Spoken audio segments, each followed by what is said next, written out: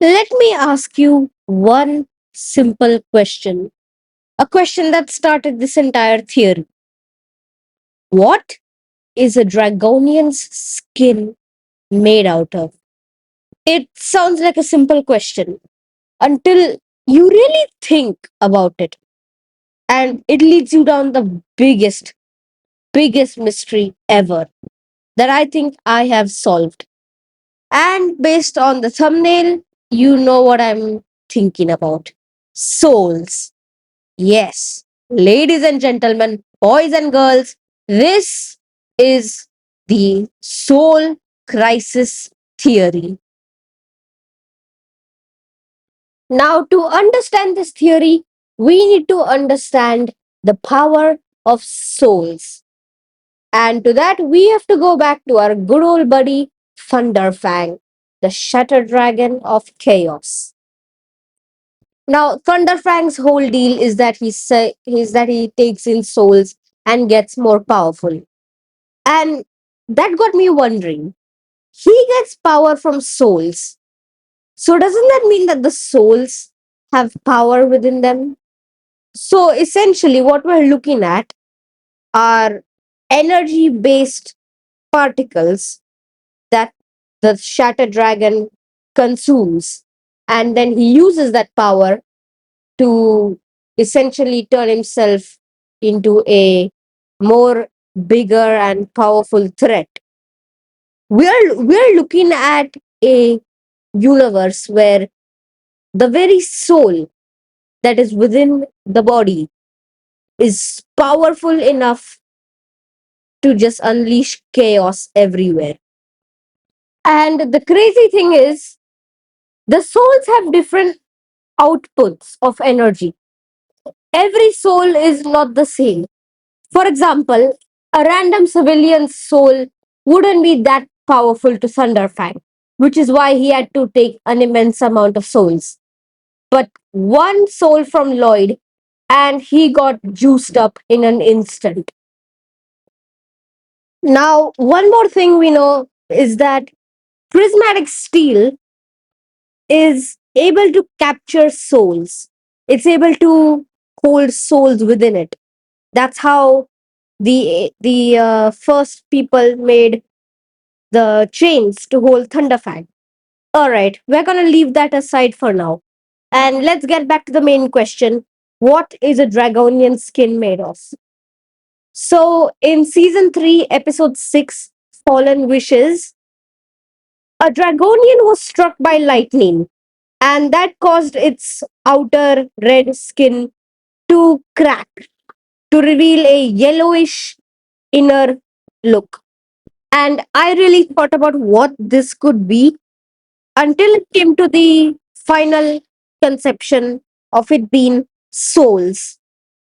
And that would explain a lot because Thunderfang corrupted the Dragonians with a crystal that he miraculously had on him, which doesn't make any sense because he did not have that at the start when he was defeated. And he was trapped in one position for eons. So the only materials he had access to were his own and prismatic steel. Yes, I believe that some of the prismatic steel he used and corrupted with souls, which were already within the prismatic steel. So he just had to corrupt them. And once the Forbidden Five broke that crystal gem, it unleashed the souls, which then merged with the Dragonians and created their corrupt form. Alright, so that explains my first question. Theory done! Woohoo! We're done here. No dark plots ahead. Unless. Wait, how?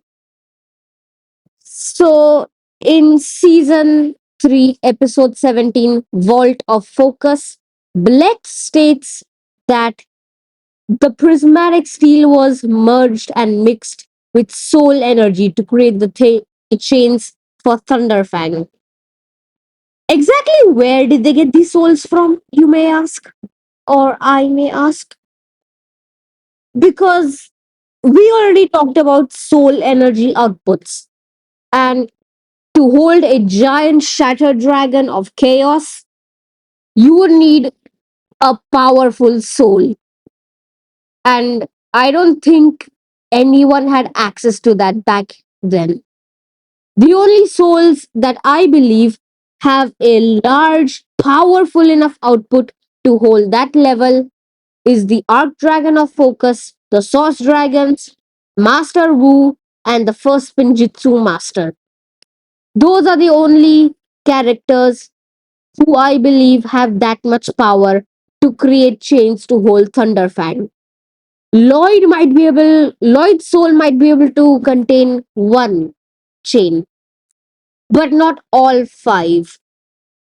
And this got me wondering, where exactly did they get these souls from? Unless it was from their own kind, it makes perfect sense.